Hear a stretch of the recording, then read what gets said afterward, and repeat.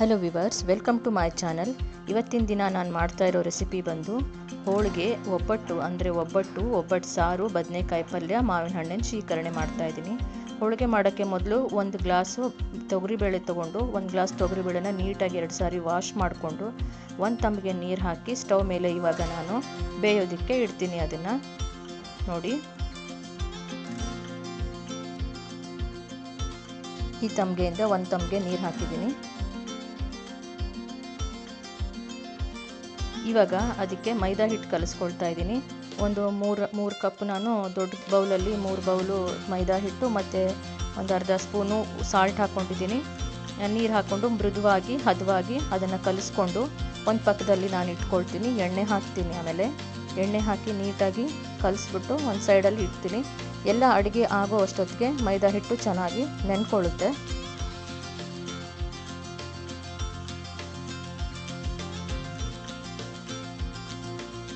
ನೋಡಿ, ಇವಾಗ ಈ ಥರ ಎಣ್ಣೆ ಹಾಕ್ಕೊಳ್ತೀನಿ.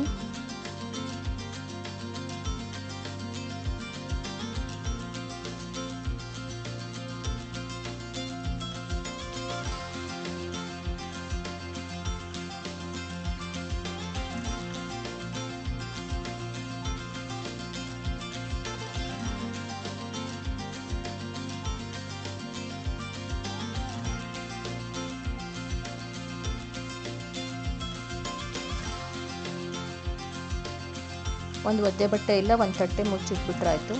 ಇವಾಗ ಆ ಕಡೆ ಬೇಳೆ ಬೇಯ್ತಾ ಇದೆಯಲ್ಲ, ನಾನು ಅದನ್ನು ಅವಾಗವಾಗ ನೋಡ್ಕೊಳ್ತಾ ಇದ್ದೀನಿ, ಯಾಕೆಂದರೆ ಬೇಳೆ ತಳ ಹಿಡಿಬಾರ್ದು, ಅದಕ್ಕೇ.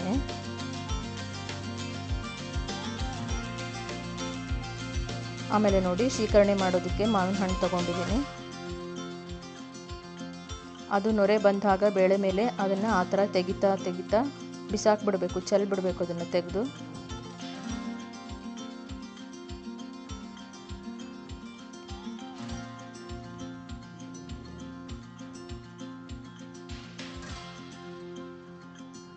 ಇವಾಗ ನೋಡಿ, ಮಾವಿನ ಹಣ್ಣನ್ನ ನಾನು ಶೀಕರಣೆ ಮಾಡೋದಕ್ಕೆ ಹಿಂಡ್ಕೊಳ್ತಾ ಇದ್ದೀನಿ. ನಾನು ಮಾವಿನ ಹಣ್ಣು ನೀಟಾಗಿ ವಾಶ್ ಮಾಡಿದ್ದೀನಿ. ನನ್ನ ಕೈ ಕೂಡ ನಾನು ಹ್ಯಾಂಡ್ ವಾಶ್ ಮಾಡ್ಕೊಂಡಿದ್ದೀನಿ. ನೋಡಿ, ಈ ಥರ ಕೈಯಿಂದನೇ ರಸನ ತೆಗಿಬೇಕಾಗುತ್ತೆ ಮಾವಿನ ಹಣ್ಣದು. ಆವಾಗ ಮಾವಿನ ಹಣ್ಣಲ್ಲಿರೋ ರಸ ಮತ್ತು ಪಲ್ಪು ಎಲ್ಲ ನೀಟಾಗಿ ಬಂದಿರುತ್ತೆ. ಅದು ಕಟ್ ಮಾಡಿದ್ರೆ ರುಚಿ ಬರಲ್ಲ. ಈ ಥರನೇ ಮಾವಿನ ಹಣ್ಣನ್ನ ಹಿಂಡ್ಕೊಳ್ಬೇಕು.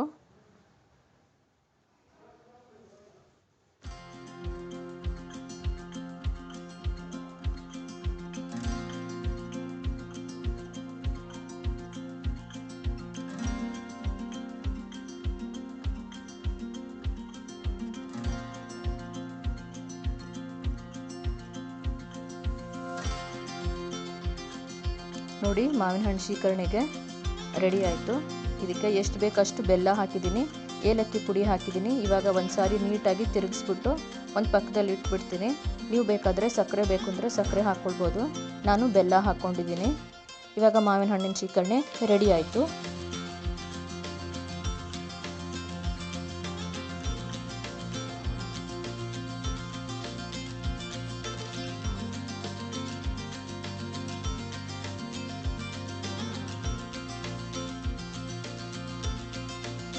ಇವಾಗ ಬೇಳೆ ಬೇಯ್ತಾ ಇದೆಯಲ್ಲ, ಅದನ್ನು ನಾನು ಅವಾಗವಾಗ ಚೆಕ್ ಮಾಡ್ಕೊಳ್ತಾ ಇದ್ದೀನಿ.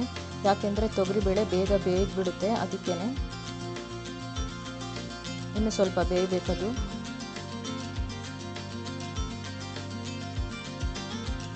ನೋಡಿ, ಇವಾಗ ಬದನೆಕಾಯಿ ಪಲ್ಯ ಮಾಡೋದಕ್ಕೆ ಶೇಂಗಾ, ಹುಚ್ಚೆಳ್ಳು, ಬಿಳಿ ಎಳ್ಳು ಮತ್ತು ಪುಟಾಣಿನ ತಗೊಂಡು ಡ್ರೈ ಫ್ರೈ ಮಾಡ್ಕೊಳ್ತೀನಿ.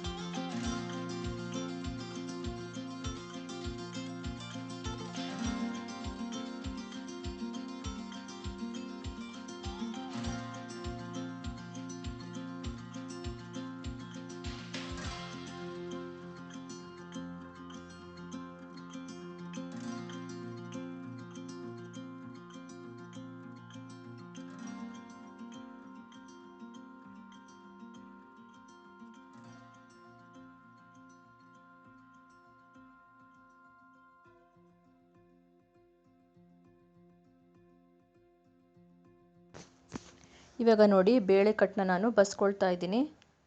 ಸಾರಿಗೆ ಬೇಳೆ ಮತ್ತು ಕಟ್ಟು ಎರಡು ಸೆಪ್ರೇಟ್ ಮಾಡ್ಕೊಳ್ತಾ ಇದ್ದೀನಿ.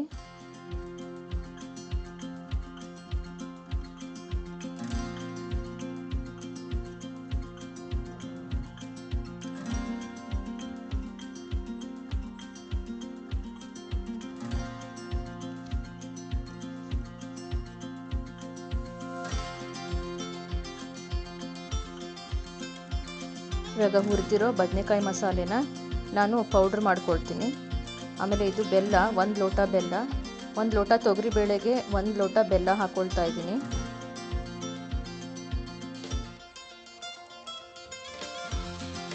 ಅದನ್ನು ನೀಟಾಗಿ ಮಿಕ್ಸ್ ಮಾಡಿಬಿಟ್ಟು ಸಣ್ಣ ಉರಿನಲ್ಲಿ ಒಂದು 6 ರಿಂದ 8 ನಿಮಿಷ ಪಾತ್ರೆ ಮೇಲೆ ಏನಾದರೂ ಮುಚ್ಚಿಟ್ಬಿಟ್ಟು ಬೇಯಿಸೋಕ್ಕಿಡಬೇಕು.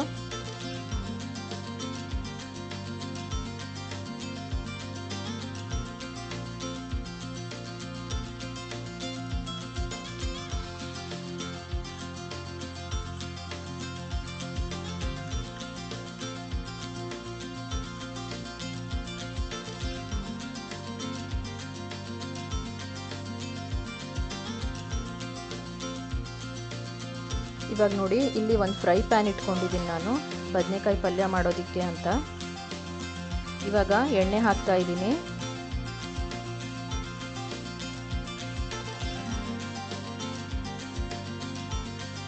ಜೀರಿಗೆ, ಸಾಸಿವೆ, ಅರಿಶಿನ ಮತ್ತು ಹಿಂಗು ಹಾಕ್ಕೊಳ್ತೀನಿ.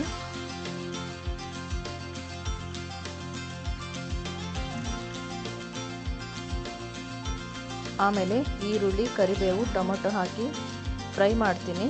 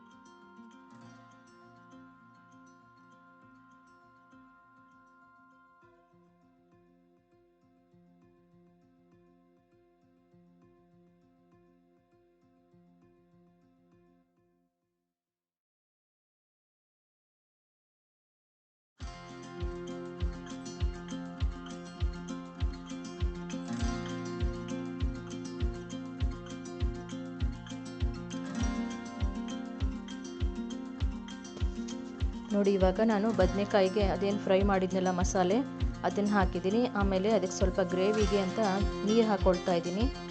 ನಿಮಗೆ ಜಾಸ್ತಿ ನೀರು ಗ್ರೇವಿ ಬೇಕು ಅಂದರೆ ಜಾಸ್ತಿನೇ ನೀರು ಹಾಕ್ಕೊಂಡು ಗ್ರೇವಿ ಮಾಡ್ಕೊಳ್ಬೋದು. ತುಂಬ ಚೆನ್ನಾಗಾಗುತ್ತೆ ಈ ಪೌಡ್ರಿಂದ. ಬದನೆಕಾಯಿ ಪಲ್ಯ ತುಂಬ ಟೇಸ್ಟಿ ಆಗುತ್ತೆ.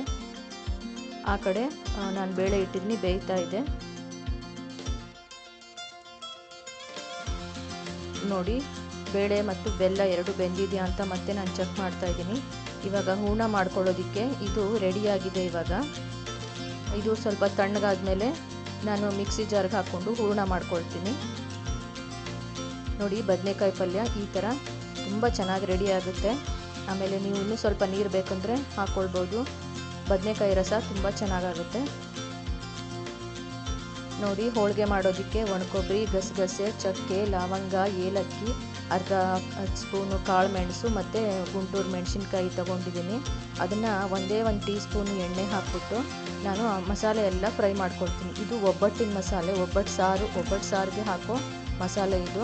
ಇದನ್ನೊಂದು ಸಾರಿ ಹಾಕ್ಬಿಟ್ಟು ಮಾಡಿ ನೋಡಿ. ಒಣಕೊಬ್ಬರಿ, ಜೀರಿಗೆ, ಗಸಗಸೆ, ಏಲಕ್ಕಿ, ಲವಂಗ, ಚಕ್ಕೆ, ಒಣ ಮೆಣಸು, ಅರ್ಧ ಟೀ ಸ್ಪೂನು ಒಣ ಮೆಣಸು, ಇದನ್ನೆಲ್ಲ ಹಾಕ್ಬಿಟ್ಟು ನೀಟಾಗಿ ಫ್ರೈ ಮಾಡ್ಕೊಳ್ಬೇಕು. ಕರಿಬೇವು ಹಾಕ್ಕೊಂಡಿದ್ದೀನಿ. ನೀವು ಬೇಕಂದರೆ ಇಷ್ಟ ಇದ್ದರೆ ಅರ್ಧ ಈರುಳ್ಳಿ ಮತ್ತು ಬೆಳ್ಳುಳ್ಳಿನೂ ಹಾಕ್ಕೊಂಡು ಫ್ರೈ ಮಾಡ್ಕೊಳ್ಬೋದು. ಇದನ್ನು ಹಾಕಿದ್ರೆ ತುಂಬ ಚೆನ್ನಾಗಾಗುತ್ತೆ. ಹೋಳಿಗೆ ಸಾರು ತುಂಬ ಟೇಸ್ಟಿ ಆಗುತ್ತೆ. ಒಂದು ಸಾರಿ ನೀವು ಮಾಡಿ ನೋಡಿ.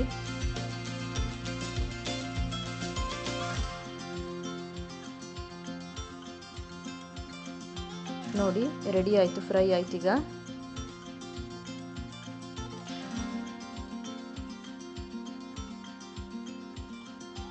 ಬೇಳೆ ಕಟ್ ನಾನು ಬೇರೆ ಪಾತ್ರೆಗೆ ತಗೊಳ್ತಾ ಇದ್ದೀನಿ, ಯಾಕೆಂದರೆ ಸಾರು ಮಾಡೋದಕ್ಕೆ ರೆಡಿ ಮಾಡ್ಕೊಳ್ಬೇಕು.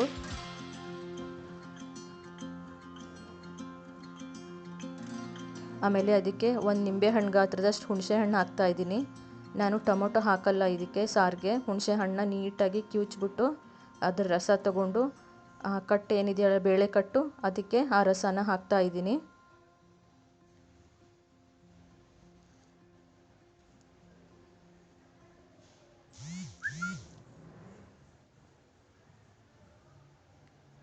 ಇವಾಗ ಹೋಳಿಗೆ ಮಸಾಲೆ ಏನಿದೆಯಲ್ಲ ಒಂದು ಜಾರ್ ತಗೊಂಡು ನಾನು ಒಣ ಕೊಬ್ಬರಿ ಹಾಕ್ಕೊಂಡಿದ್ದೀನಿ. ಒಣ ಕೊಬ್ಬರಿನೇ ಹಾಕಿ, ನೀವು ಹಸಿದು ಹಾಕಬೇಡಿ, ತುಂಬ ಟೇಸ್ಟಿ ಆಗುತ್ತೆ ಹೋಳಿಗೆ ಸಾರು. ಅದನ್ನು ನಾನು ಪೌಡ್ರ್ ಮಾಡ್ಕೊಳ್ತೀನಿ, ನೀರೇನು ಹಾಕಲ್ಲ, ನೀಟಾಗಿ ಡ್ರೈ ಪೌಡ್ರ್ ಮಾಡ್ಕೊಳ್ತೀನಿ. ನೋಡಿ ಈ ಥರ ಪೌಡ್ರ್ ಬಂದಿದೆ. ಇವಾಗ ಏನು ಮಾಡ್ತೀನಿ, ಬೇಳೆ ಕಟ್ಟನ್ನ ತೆಗೆದು ಜಾರ್ಗೆ ಹಾಕ್ಕೊಂಡು ಆ ಜಾರಲ್ಲಿರೋ ಮಸಾಲೆನೆಲ್ಲ ನಾನು ನೀಟಾಗಿ ಕ್ಲೀನ್ ಮಾಡ್ಕೊಂಡ್ಬಿಡ್ತೀನಿ. ಆವಾಗ ಜಾರ್ ಕೂಡ ಕ್ಲೀನ್ ಆಗುತ್ತೆ.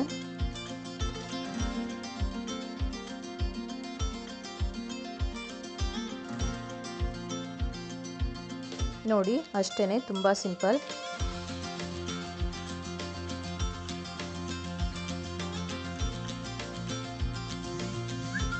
ಆಮೇಲೆ ಇವಾಗ ಇದೇ ಫ್ರೈ ಪ್ಯಾನಲ್ಲಿ ಮತ್ತೆ ಇವಾಗ ನಾನು ಸ್ವಲ್ಪ ಎಣ್ಣೆ ಹಾಕ್ಕೊಳ್ತೀನಿ. ಏನಕ್ಕೆ ಅಂದರೆ ಹೋಳಿಗೆ ಸಾರಿಗೆ ಒಗ್ಗರಣೆ ಮಾಡ್ಕೊಳ್ತಾ ಇದ್ದೀನಿ.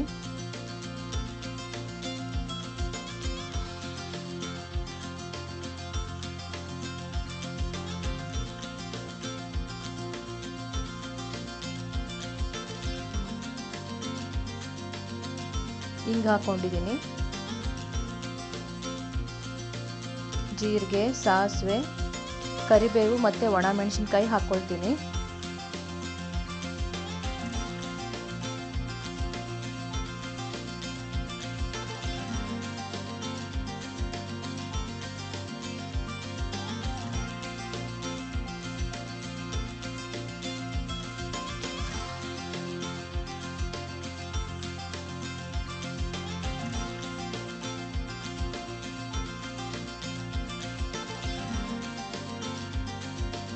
ಇವಾಗ ಹೋಳಿಗೆ ಸಾರನ್ನ ತೆಗೆದು ಫ್ರೈ ಪ್ಯಾನಲ್ಲೇ ಹಾಕ್ಬಿಡ್ತೀನಿ.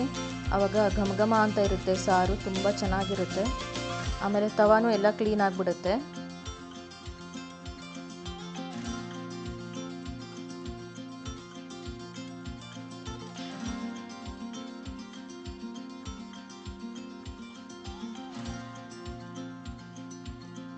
ನೋಡಿ ಇವಾಗ ಹೂರಣ ಏನಿದೆಯಲ್ಲ ಅದನ್ನು ರುಬ್ಕೊಂಡಿದ್ದೀನಿ ನಾನು. ಹೂರಣನ ಈ ಥರ ಒಂದು ನಿಂಬೆ ಹಣ್ಣು ಗಾತ್ರದಷ್ಟು ತೊಗೊಂಡು ಏನು ಮಾಡ್ತೀನಿ, ಹೋಳಿಗೆ ಸಾರಿಗೆ ಅದನ್ನು ಹಾಕ್ಬಿಡ್ತೀನಿ, ಮಿಕ್ಸ್ ಮಾಡ್ತೀನಿ. ಹೋಳಿಗೆ ಸಾರು ತುಂಬ ಟೇಸ್ಟಿ ಆಗುತ್ತೆ. ಇವಾಗ ಒಬ್ಬಟ್ಟು ತಟ್ತಾ ಇದ್ದೀನಿ. ನೋಡಿ ಈ ಥರ ಅಲ್ಯೂಮಿನಿಯಂ ಫಾಯಿಲಲ್ಲಿ ನಾನು ಒಬ್ಬಟ್ಟು ತಟ್ಟಿದ್ದೀನಿ. ಅಲ್ಯೂಮಿನಿಯಂ ಫಾಯಿಲ್ ಅದು ತುಂಬ ನೀಟಾಗಿ ಕ್ಲೀನಾಗಿ ಬರುತ್ತೆ ಒಬ್ಬಟ್ಟು. ಅಷ್ಟೇ. ನಿಮಗೆ ನನ್ನ ರೆಸಿಪಿಗಳು ಇದು ಇಷ್ಟ ಆಗಿದ್ದರೆ ಪ್ಲೀಸ್ ಲೈಕ್ ಮಾಡಿ, ಶೇರ್ ಮಾಡಿ ಮತ್ತು ಕಮೆಂಟ್ ಮಾಡಿ. ನಿಮ್ಮ ಸಪೋರ್ಟು ನನಗೆ ತುಂಬ ಅವಶ್ಯಕತೆ ಇದೆ.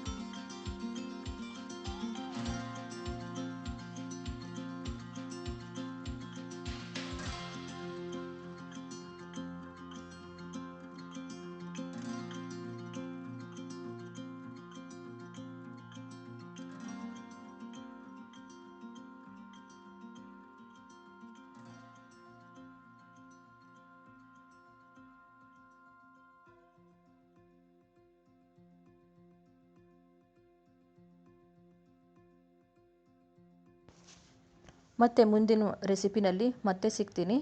ಅಲ್ಲಿವರೆಗೂ ಥ್ಯಾಂಕ್ ಯು, ಧನ್ಯವಾದಗಳು.